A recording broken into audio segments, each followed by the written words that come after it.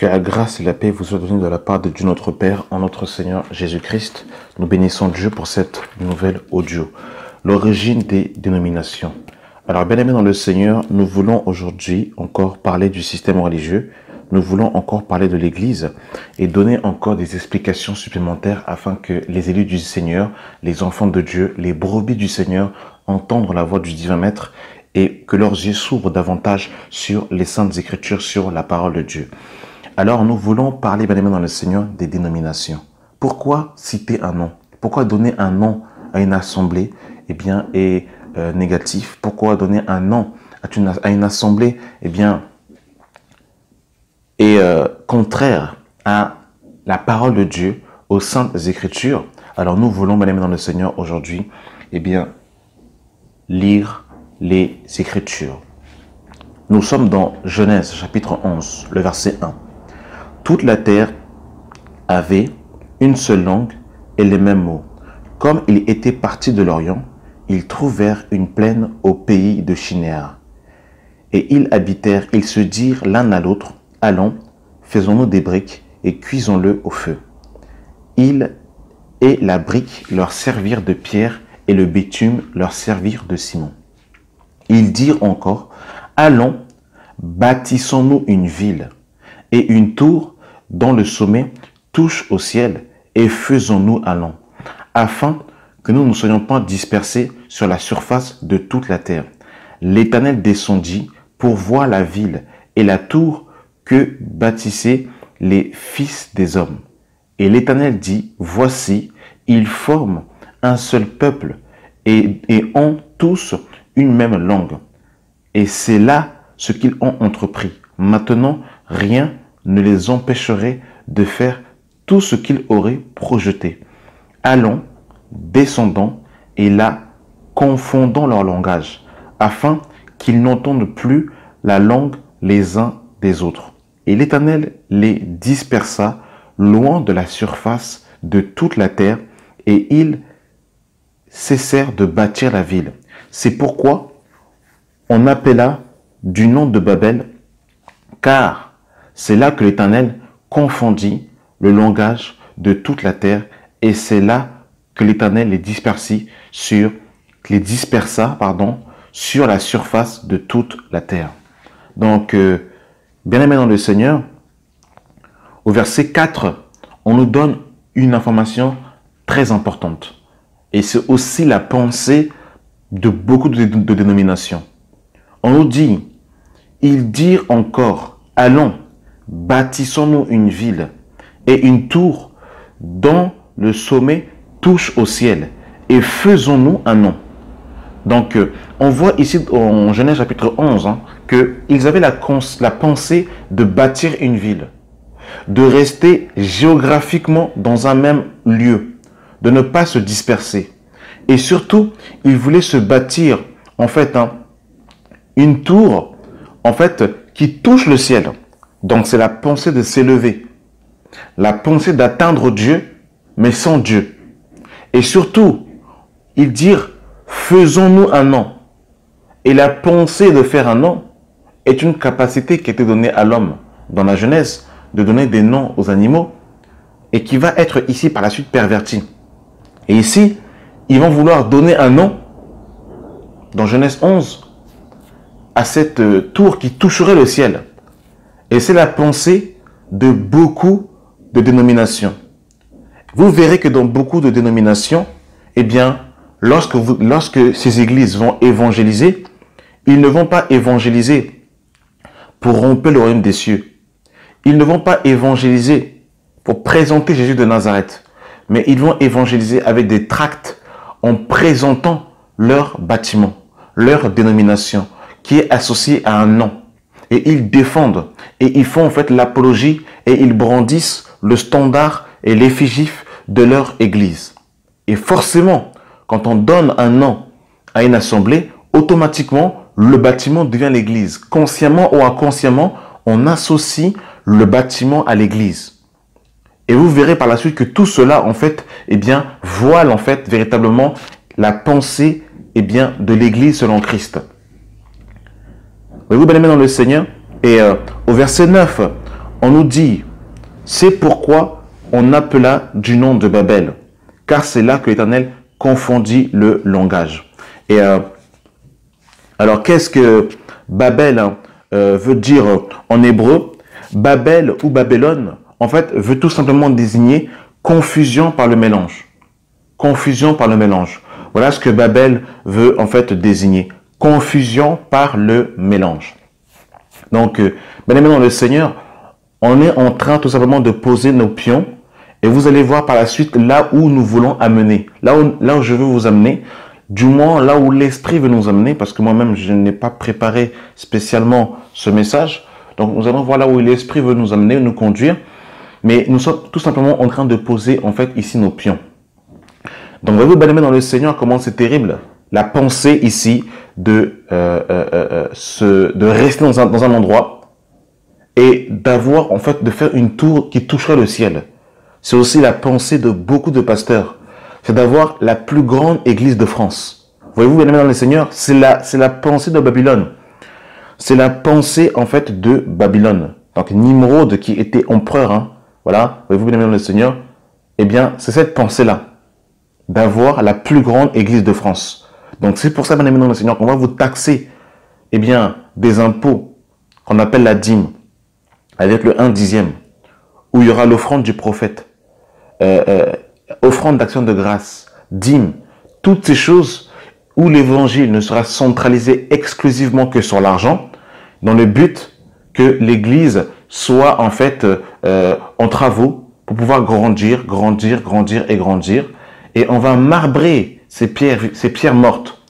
On va marbrer ces églises, du moins ces pierres mortes qui resteront à l'enlèvement, et les pierres vivantes qui ont été rachetées par le sang de Jésus-Christ, eux, eh bien, on ne se soucie pas de leur vie, on ne se soucie pas de leur salut, on ne leur donne pas et on ne leur communique pas la nourriture qui est nécessaire pour leur croissance spirituelle. On ne leur donne pas le lait pur de la parole, mais on leur donne le lait frelaté.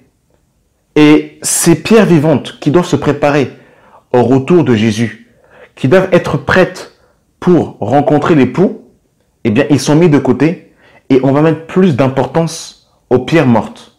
Est-ce que vous vous rendez compte comment c'est terrible, bien aimé dans le Seigneur? On va faire des travaux, on va investir des millions. Beaucoup de chrétiens même sont endettés. Certains même vont même frauder les transports en commun pour pouvoir donner de l'argent dans ces bâtiments d'église. Et eux-mêmes, qui sont les pierres vivantes, sont négligés. Ils ne savent même pas dans quel ministère Dieu les a appelés. Et ils restent là pendant des années, assis sur des bancs, en train d'acclamer leur pasteur. Et leur vie n'a pas changé. Ils sont toujours esclaves du péché. Ils n'ont pas expérimenté la naissance d'en haut. Ils sont toujours possédés. Vous ne voyez pas qu'il y a un problème dans le Seigneur? Depuis qu'on est en train de vous imposer les mains, depuis qu'on prophétise sur votre vie, concrètement, êtes-vous au bénéfice de l'œuvre de la croix? Êtes-vous au bénéfice des promesses du Seigneur concernant les bienfaits et les bénédictions que le Seigneur a données à son Église, à ses élus? C'est terrible dans le Seigneur. Mais tellement que on a remis en place la loi mosaïque et que la croix est un mystère aujourd'hui pour beaucoup de chrétiens, et bien beaucoup en fait qui devraient justement être en fait au bénéfice de l'héritage de l'œuvre de la croix, eh bien sont tout simplement des esclaves. Ils sont des esclaves des hommes. Et c'est ce que Paul dira dans 1 Corinthiens chapitre 7, le verset 23. Vous avez été rachetés à un grand prix. Ne devenez donc pas esclaves des hommes. Paul dira encore dans Galates chapitre 5, le verset 1. C'est pour la liberté que Christ nous a affranchis. Demeurez donc fermes et ne vous laissez pas mettre de nouveau sous le joug de la servitude. Beaucoup de chrétiens sont des esclaves des hommes. Ils ne servent pas Dieu, mais ils servent leur bâtiment et leur pasteur. Mais ils ne servent pas le Seigneur. Beaucoup de chrétiens ne sont pas libres. Ils ne vivent pas la liberté que Christ leur a donnée il y a plus de 2000 ans à la croix, où Christ dit dans Jean 19:30, tout est accompli. Voyez-vous comment c'est terrible? Et il faut bien aimer dans le Seigneur que dans les temps de la fin, les trompettes sonnent afin de sonner du chauffard, pour que les chrétiens ouvrent les yeux et pour que réellement, en fait, ils sortent du joug des hommes et que réellement, ils puissent servir le Dieu vivant et vrai. Merci Saint-Esprit pour ce rappel. Rappelez-vous, lorsque Dieu va susciter Moïse pour aller libérer les enfants d'Israël, eh bien, les enfants d'Israël étaient, étaient en captivité pendant plus de 400 ans en Égypte, où Pharaon était en train de les assujettir, de les dominer. Et les enfants d'Israël travaillaient pour construire les pyramides de Pharaon. Et c'est exactement la même chose. Aujourd'hui, les pasteurs sont des véritables pharaons, et où les chrétiens travaillent non pas pour la prospérité du royaume des cieux, la prospérité des veuves et des orphelins, des nécessiteux, mais tout simplement pour justement en fait donner l'argent pour que leur pasteur puisse rouler 4x4 climatisés, qu'ils puissent en fait porter des Weston avec des cravates, et eux-mêmes en fait à la maison, eh bien c'est compliqué. Ils ont du mal à finir les fins de mois. Parce que l'évangile qui est prêché est centré exclusivement sur l'évangile de l'argent. Et c'est terrible, bien aimé dans le Seigneur. C'est terrible. Tout est monnayé aujourd'hui. Tout est monnayé. La gratuité de l'évangile a totalement disparu. Pour avoir une délivrance, il faut payer. Pour avoir l'imposition des mains, il faut payer. Pour recevoir des enseignements bibliques, il faut payer. Alors que Paul, quand il a enseigné à l'école de Tyrannus, Paul n'a pas fait payer les enseignements qu'il a prodigués. Jésus non plus n'a pas fait payer les enseignements qu'il a prodigués. L'évangile que nous avons reçu, les épîtres que nous avons reçus de Pierre, Paul, Jacques et Jean, ils ne l'ont pas fait payer, ils ne l'ont pas monnayé. Des révélations puissantes que les apôtres ont reçues, ils ne l'ont pas fait payer. Mais aujourd'hui, tout est devenu payant. Les soi-disant chantres chrétiens qui reçoivent des cantiques, ils les font payer. Tout est devenu payant, tout est devenu monnayé. C'est terrible aujourd'hui. Il y a même aujourd'hui des TPE. C'est-à-dire cet appareil que l'on utilise pour introduire sa carte bleue, pour pouvoir payer. Eh bien, on retrouve cet outil dans beaucoup d'assemblées, les TPE. Comme ça, si vous n'avez pas d'argent, si vous n'avez pas de pièces, eh bien, vous n'échapperez pas justement à pouvoir donner votre argent. Les gens ont soi-disant des révélations, ils écrivent des bouquins, ils les distribuent payants. Mais ceux qui n'ont pas l'argent et qui veulent atteindre la connaissance, comment font-ils? Vous, bien aimés dans le Seigneur, toutes ces choses, eh bien, c'est terrible. C'est terrible, bien aimés dans le Seigneur, de monnayer ici comme ça, eh bien, l'argent. Et regardez ce que le Seigneur dira, que Dieu vraiment sauve son peuple. Donc, bien aimé dans le Seigneur, si je m'attelle autant à pouvoir justement parler du système religieux, c'est parce que moi-même qui vous parle, j'ai été dans ces endroits. Pendant des années, j'étais dans ces endroits pendant des années. J'ai vu, c'est-à-dire que quand je parle du système religieux, je ne parle pas pour parler. J'ai vu, j'ai assisté, j'étais dans ces endroits. Mais le Seigneur a eu compassion de moi, le Seigneur m'a éclairé et le Seigneur en fait m'a permis de pouvoir sortir. Et aujourd'hui, avec la petite lumière que le Seigneur m'a donnée, avec ce que j'ai vu, avec ce que j'ai pu expérimenter, avec ce que j'ai pu voir dans ces endroits, je peux vous assurer que ce n'est pas de Dieu. Ce n'est pas de Dieu. Et c'est pour ça aujourd'hui que je me permets de pouvoir crier et de ne pas me retenir, afin de pouvoir avertir le peuple du Seigneur, pour dire aux enfants de Dieu, peuple du Seigneur, ou lisez votre Bible, ne soyez pas des idolâtres, ne vous laissez pas berner, lisez votre Bible. Dans Ésaïe chapitre 55, le verset 1. Vous tous qui avez soif, venez aux eaux, même ceux qui n'ont pas d'argent, venez acheter et manger, venez acheter du vin et du lait, sans argent, sans rien payer. Pourquoi pesez-vous de l'argent pour ceux qui ne nourrissent pas? Pourquoi travaillez-vous pour ceux qui ne rassasient pas? Écoutez-moi et vous mangerez ce qui est bon et vos âmes se délectera de mets séculents. Prêtez l'oreille et venez à moi, écoutez et votre âme vivra. L'Esprit Saint que tu as reçu, mon frère, ma soeur, est-ce que tu as payé? Le salut que tu as obtenu à la croix il y a 2000 ans, est-ce que tu as payé pour obtenir, bien-aimé dans le Seigneur, le salut que tu as obtenu? Je ne suis pas en train de dire ici que les offrandes ont disparu. Comprenez mon langage. Je parle ici du trafic d'âmes qu'il y a dans nos assemblées, où tout est devenu payant, tout est devenu monnayé, où la gratuité de l'évangile a totalement disparu, où soi-disant pour aller voir l'homme de Dieu, on ne peut pas aller voir l'homme de Dieu les mains vides. C'est terrible, bien-aimé dans le Seigneur. C'est le commerce. C'est devenu un véritable commerce. C'est pour ça qu'aujourd'hui, en fait, leur vision, c'est d'avoir la plus grande église de France. Voilà leur vision. Si vous vivez dans le péché, peu importe. Ils vont pas, en fait, dénoncer publiquement, en fait, les œuvres infructueuses des ténèbres. On va cacher le péché, la souillure, en fait, des pasteurs, des anciens, des fidèles. Parce qu'en fait, ils donnent de l'argent dans le panier. C'est terrible. Et pour revenir au nom, eh bien, nous sommes dans Genèse chapitre 2. Ô Seigneur, sauve-nous. Que Dieu éclaire son peuple. Dans Genèse 2, le verset 18, on nous dit, l'Éternel dit, il n'est pas bon que l'homme soit seul, je lui ferai une aide semblable. L'Éternel Dieu forma de la terre de tous les animaux des champs et tous les oiseaux du ciel. Il les fit venir vers l'homme pour voir comment il les appellerait, afin que tout être vivant porte le nom que lui donnerait l'homme. Et voyez-vous, ici, dans le Seigneur, que le nom que les animaux vont porter vont être donnés par l'homme. Et nous avons vu que, eh bien, l'homme avait cette capacité de pouvoir dominer sur les animaux. Et l'homme, en nommant les animaux, eh bien, l'homme est l'autorité. L'homme, eh bien, domine sur les animaux. Parce que quand Dieu a créé l'homme, eh bien, l'homme était comme le gouverneur sur la terre. C'était l'homme qui devait gérer la terre.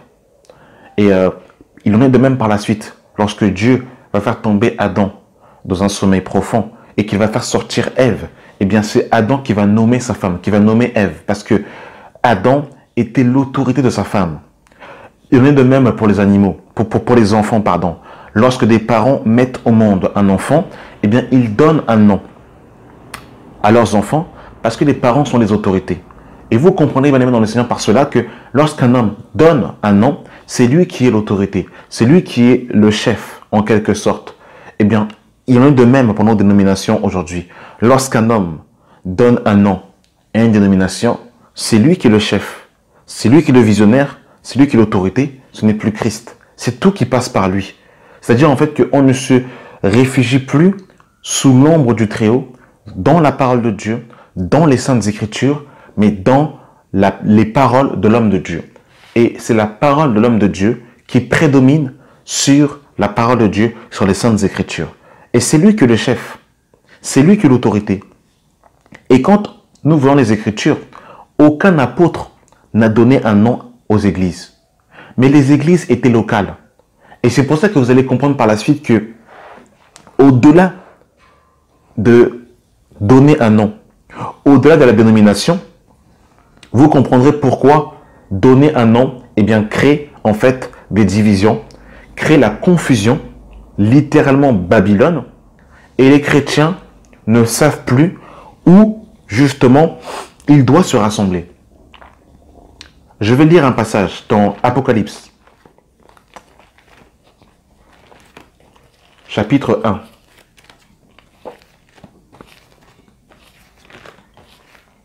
Que Dieu sauve son peuple.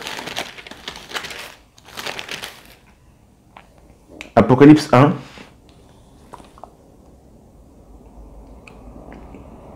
Le verset 11. Je suis l'alpha et l'oméga, le premier et le dernier. Ce que tu vois, écris-le dans un livre et envoie-le aux 7 églises, à Éphèse, à Smyrne, à Pergame, à Thyatire, à Sardes, à Philadelphie et à Laodicée. Les 7 églises de l'Asie mineure étaient des églises locales. Littéralement, c'était des églises ville par ville. Et lorsque vous voyez dans les Écritures, bien aimés dans le Seigneur, lorsqu'on nous parle de Corinthe, à Corinthe, il y avait une seule église. C'est-à-dire que c'était tous les saints qui appartenaient à la ville de Corinthe, qui faisaient partie de l'église de Corinthe. Il en est de même pour Éphèse. À Éphèse, il en était de même. C'était en fait tous les chrétiens qui appartenaient à Éphèse, qui faisaient partie de l'église d'Éphèse. Littéralement, lorsque le Seigneur voit une ville, il voit une seule église. C'est-à-dire, tous les chrétiens qui appartiennent à la ville, eh bien, forment et sont membres de l'église locale de la ville à laquelle ils appartiennent. Et vous allez comprendre pourquoi par la suite, le fait de mettre des dénominations a même perverti les 5 ministères d'autorité et les anciens. Vous allez le comprendre par la suite. Donc, bien aimés dans le Seigneur, je vous invite à lire votre Bible et vous verrez que aucune église portait un nom. Lisez votre Bible vous-même. Je vous invite à lire votre Bible, c'est-à-dire à ne pas être des idolâtres. Lisez simplement votre Bible. Je vous invite à regarder où est-ce que vous avez vu dans la Bible une église qui portait un nom. Il n'y en a pas, bien aimé dans le Seigneur. Alors ça vient d'où? Tout cela vient d'où? Tout cela, c'est Babylone, c'est la confusion par le mélange. Tout simplement, bien aimé dans le Seigneur. Tout simplement. Et on va lire justement encore pour accentuer en lisant les Écritures pour voir que véritablement, eh bien, l'Église dans la Bible était locale. Alors nous sommes dans Actes des Apôtres, chapitre 18. Actes chapitre 18. Je bénis le Seigneur pour sa parole qui nous éclaire dans ces temps de confusion. Dans Actes 18, à partir du verset 9, le Seigneur dit à Paul en vision pendant la nuit, « Ne crains point, mais parle et ne te tais point, car je suis avec toi, et personne ne mettra la main sur toi pour te faire de mal. Parle, car j'ai un peuple nombreux dans cette ville. Il y demeura 1 an et 6 mois, enseignant parmi les Corinthiens la parole de Dieu. Parle, car j'ai un peuple nombreux dans cette ville. » Dans cette ville.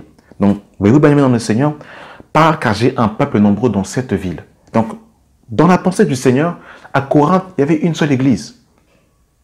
Est-ce que vous comprenez, bien aimé dans le Seigneur? C'est important de comprendre cela, de saisir cela, bien aimé dans le Seigneur. Et ça va, en fait, enlever beaucoup de murs. Ça va enlever beaucoup de sectes. Parce que les sectes sont aussi des œuvres de la chair. Selon Galates chapitre 5, le verset 19. Les sectes, le fait de vouloir se cloisonner dans un lieu, de ne pas vouloir être ouvert au corps de Christ, de vouloir en fait se mettre, se bâillonner dans un endroit, de pouvoir en fait se scléroser, de se fermer dans un endroit, entre 4 murs, et de ne pas avoir la vision du corps de Christ. C'est terrible, bien aimé dans le Seigneur. Beaucoup n'ont pas la vision du corps de Christ. Beaucoup ont la vision des 4 murs. C'est-à-dire qu'en dehors des 4 murs, ils ne perçoivent pas le corps de Christ. Et c'est terrible, bien aimé dans le Seigneur. Tout ça, ce sont des jougs. Tout ça, c'est le voile de la chair. C'est pour ça qu'il faut sortir de cela. Il faut sortir de cela, bien aimé dans le Seigneur, véritablement. Voyez-vous, bien aimé, comment c'est terrible? Donc, vous me direz, mais comment? Si l'église est ville par ville, dans ce cas-là, comment se rassembler? Comment se rassembler dans ce cas-là? Comment faire pour se rassembler? Alors, bien aimé dans le Seigneur, une maison est aussi un bâtiment. Je ne suis pas en train de dire que prier dans un bâtiment, c'est antéchrist. C'est pas ce que je dis. Je parle de la pensée de se faire un nom, une dénomination, de se bâtir un lieu, d'avoir la plus grande église de France. Non. Ce que je dis ici, c'est que la pensée, en fait, que nous voyons aujourd'hui, avec des églises dans tous les intersections, dans toutes les ruelles, dans tous les carrefours, où nous voyons en fait des églises en train de porter des noms, ce n'est pas la pensée du Seigneur. Et Paul, ici, dans Acte 19, qu'est-ce qu'il va faire dans Acte 19, à partir du verset 9? On nous dit, « Mais comme quelques-uns restaient endurcis et incrédules, décriant devant la multitude la voix du Seigneur, il se retira d'eux, sépara les disciples et enseigna chaque jour dans l'école d'un nommé Tyrannus. Cela durant 2 ans, de sorte que tous les habitants de l'Asie, juifs et grecs, entendaient la parole du Seigneur Jésus. » Donc, on voit ici, bien aimé dans le Seigneur, que Paul, ici, va louer une maison, une école.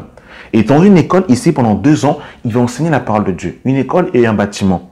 Mais ici, Paul a enseigné gratuitement pendant 2 ans. Il n'a pas fait payer, ici, les cours bibliques qu'il a donnés. Bien aimé dans le Seigneur. Voyez-vous, bien aimé dans le Seigneur? Et ce qu'il faut comprendre aussi, bien aimé dans le Seigneur, ici, c'est que l'école est un bâtiment. On n'est pas en train de dire ici que le bâtiment, c'est satanique. Ce n'est pas le bâtiment en soi, mais c'est la configuration qu'on attribue au bâtiment et en voulant lui donner un nom, en voulant en fait définir ce lieu comme étant la maison de Dieu, comme étant l'église, c'est ça le problème. Donc, dans la Bible, eh bien, les chrétiens de la localité se rassemblaient dans les maisons. Donc, ça peut être dans une maison, ça peut être dans une école, ça peut être dans un jardin, ça peut être dans un parc. Du moins, les chrétiens de l'église primitive se rassemblaient dans les maisons. Et on va le lire, bien aimé dans le Seigneur. On va lire dans un premier temps que Dieu éclaire son peuple. Acte 1 Corinthiens, chapitre 16, le verset 19. Que les églises d'Asie vous saluent, Aquilas et Priscille, avec l'Église qui est dans leur maison, vous saluent beaucoup dans le Seigneur. Nous allons lire aussi Romains chapitre 16. Romains chapitre 16. Romains 16, le verset 3. Saluez Prisca et Aquilas, mes compagnons d'œuvre en Jésus-Christ, qui ont exposé leur tête pour sauver ma vie. Ce n'est pas moi seul qui leur rend grâce, ce sont encore toutes les églises des païens. Saluez aussi l'église qui est dans leur maison.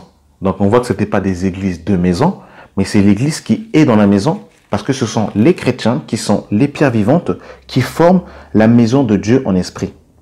Et dans Philémon, le verset 1, on nous dit « Paul, prisonnier de Jésus-Christ, et le frère Timothée à Philémon, notre bien-aimé et notre compagnon d'œuvre, à notre sœur Appia et Arippe, notre compagnon de combat, et de l'église qui est dans ta maison. » Donc on voit, bien-aimés dans le Seigneur, véritablement que les chrétiens de l'église primitive se rassemblaient dans des maisons. Les maisons s'ouvraient et les frères et les sœurs se rassemblaient dans les maisons et ils rompaient la parole de Dieu. Ils partageaient la parole de Dieu. Voyez-vous, bien-aimés dans le Seigneur, il en est de même dans Actes chapitre 2 à partir du verset 41. Ceux qui reçurent de bon cœur sa parole furent baptisés, et cela, en ce jour-là, le nombre des disciples augmentant d'environ 3000 âmes. Ils persévéraient dans l'enseignement des apôtres et dans la fraction et dans la communion fraternelle. Alors, excusez-moi, je vais relire le verset 42. Ils persévéraient dans l'enseignement des apôtres, dans la communion fraternelle, dans la fraction des pains et dans les prières. La crainte s'emparait de chacun et il se faisait beaucoup de prodiges et de miracles par les apôtres. Tous ceux qui croyaient étaient dans le même lieu et ils avaient tout en commun. Ils vendaient leurs propriétés et leurs biens et ils ont partagé le produit entre tous selon les besoins de chacun. Ils étaient chaque jour tous ensemble, assidus dans le temple et ils rompaient dans les maisons et prenaient leur nourriture avec joie et simplicité de cœur. Donc le temple n'était pas encore détruit parce que le temple a été détruit 70 ans après la résurrection de Christ. L'empereur Titus a été envoyé par Vespasien, son père, qui va envoyer pour détruire le temple. Eh bien, le temple était public, donc les Juifs avaient aussi coutume d'aller dans le temple, mais tout simplement, en fait, parce que c'était un lieu public où, justement, ils annonçaient les oracles du Seigneur, mais sinon, ils se rassemblaient dans les maisons. Voyez-vous, bien aimé dans le Seigneur, on le voit encore dans Actes chapitre 16, où Lydie va demander aux apôtres, justement, en les pressant par des instances, de pouvoir entrer dans sa maison. Donc, on voit que les chrétiens de l'église primitive se rassemblent dans les maisons. Et maintenant, bien aimé dans le Seigneur, là où il y a le point culminant, eh bien, c'est que les anciens, bien aimés dans le Seigneur, sont établis dans la localité. C'est-à-dire, les anciens sont établis dans la ville. Les anciens ne sont pas établis dans un bâtiment d'église. Les anciens ne sont pas établis dans une maison, mais les anciens sont établis sur la localité, littéralement dans la ville. On va lire un passage dans Actes chapitre 14. Alors, ce qu'il faut comprendre, c'est que le premier voyage missionnaire de Paul, eh bien, en fait, va se situer en fait dans la région de la Galatie. Pour comprendre en fait cela, il faut commencer à partir de Acte 11, où Barnabas va aller chercher Paul pour justement le ramener à Antioche, parce qu'il va avoir un réveil à Antioche, et les apôtres vont envoyer Barnabas. Et par la suite, Barnabas va aller chercher Paul. Et là, en fait, Paul et Barnabas vont en fait parcourir la région de la Galatie. Et en fait, après avoir parcouru la région de la Galatie, eh bien, Paul et Barnabas vont établir des anciens. Nous sommes dans Actes chapitre 14, à partir du verset 21.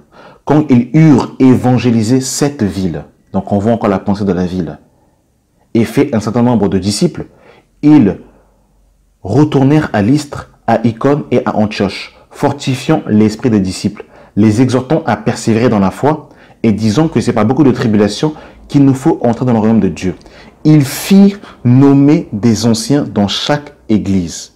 Et après avoir prié et jeûné, ils les recommandèrent au Seigneur en qui ils avaient cru.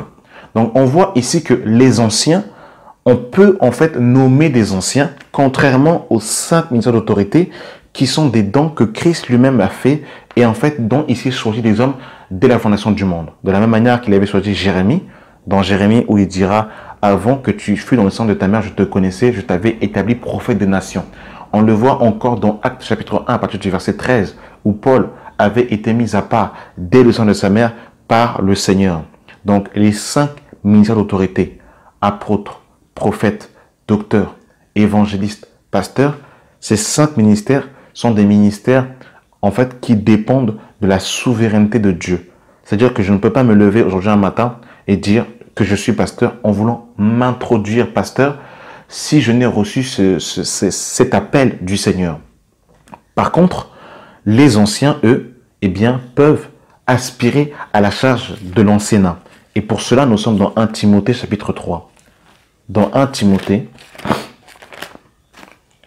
chapitre 3, le verset 1, on nous dit « Cette parole est certaine. Si quelqu'un aspire à la charge d'évêque, il désire une œuvre excellente. Il faut donc que l'évêque soit irréprochable, mari d'une seule femme, sobre, modéré, réglé dans sa conduite, hospitalier, propre à l'enseignement. Il faut qu'il soit ni abonné au vin, ni violent, mais indulgent, pacifique, désintéressé. Il faut qu'il dirige bien sa propre maison et qu'il tienne ses enfants dans la soumission et dans une parfaite honnêteté. Car si quelqu'un ne sait pas diriger sa propre maison, comment prendra-t-il soin de l'église de Dieu? Il ne faut pas qu'il soit un nouveau converti, de peur qu'on fait d'orgueil, il ne tombe sous le jugement du diable. Il faut aussi qu'il reçoive un bon témoignage de ceux du dehors, afin de ne pas tomber dans nos propres et dans les pièges du diable. Donc ici, on nous parle par rapport à l'évêque, et on nous dit que cette parole est certaine. Si quelqu'un aspire à la charge d'évêque, il désire une œuvre excellente. Donc on voit que un frère peut aspirer à la charge de l'anciennat et il doit remplir des critères spécifiques. Et on voit que les anciens, eh bien, sont choisis, sont élus. En fait, on voit qu'ils vont en fait nommer des anciens dans chaque ville. Et c'est ce que Paul va faire dans Acte 20. Quand Paul va quitter Éphèse, dans Acte 20, à partir du verset 28, on nous dit « Prenez donc garde à vous-même et à tout le troupeau sur lequel le Saint-Esprit vous a établi évêque pour paître l'église du Seigneur qu'il s'est acquise par son propre sang. Je sais qu'il s'introduira parmi vous après mon départ des loups cruels qui n'épargneront pas le troupeau et qu'il s'élèvera du milieu de vous des hommes qui enseigneront des choses pernicieuses pour entraîner les disciples après eux. Veuillez donc vous souvenir que durant 3 années, je n'ai cessé nuit et jour d'exhorter avec larmes chacun de vous. » Donc on voit que Paul va rester 3 ans à Éphèse et qu'il va enseigner les Éphésiens. Et après avoir enseigné les chrétiens d'Éphèse, il va nommer des anciens. Et là, il donne la recommandation aux anciens avant de partir. Donc les anciens sont établis dans la localité, dans la ville. Et ne sont pas établis dans un bâtiment, dans une maison. Et le problème avec les dénominations, c'est ça. C'est que la vision et la perception de l'anciennat et du ministère est en fait comme bridée.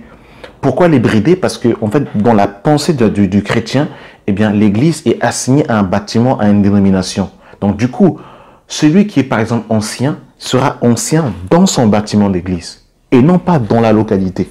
Donc du coup, en fait, ça voile totalement en fait la place de l'ancien par rapport à, comment dire, je dirais à son champ d'action.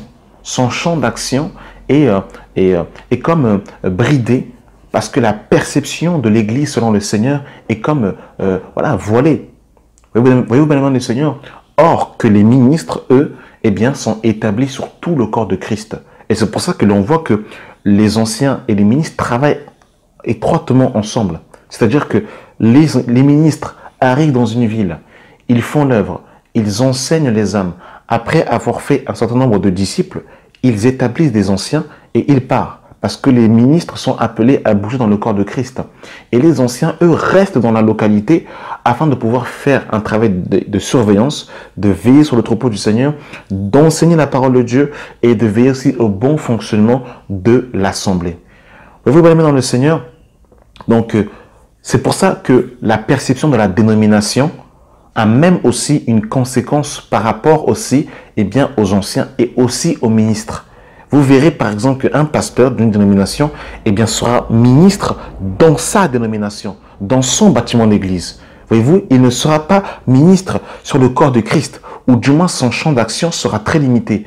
Il va en fait déployer beaucoup de force, beaucoup de grâce dans sa dénomination, dans son bâtiment, mais il n'aura pas la pensée de pouvoir en fait justement se mouvoir sur le corps de Christ, bien évidemment selon ce que l'Esprit lui donnera de pouvoir en fait se mouvoir, parce que nous sommes soumis à la tête. Mais vous avez compris ma pensée? Donc, est-ce que vous comprenez, bien aimé dans le Seigneur, comment toutes ces choses eh bien, sont terribles?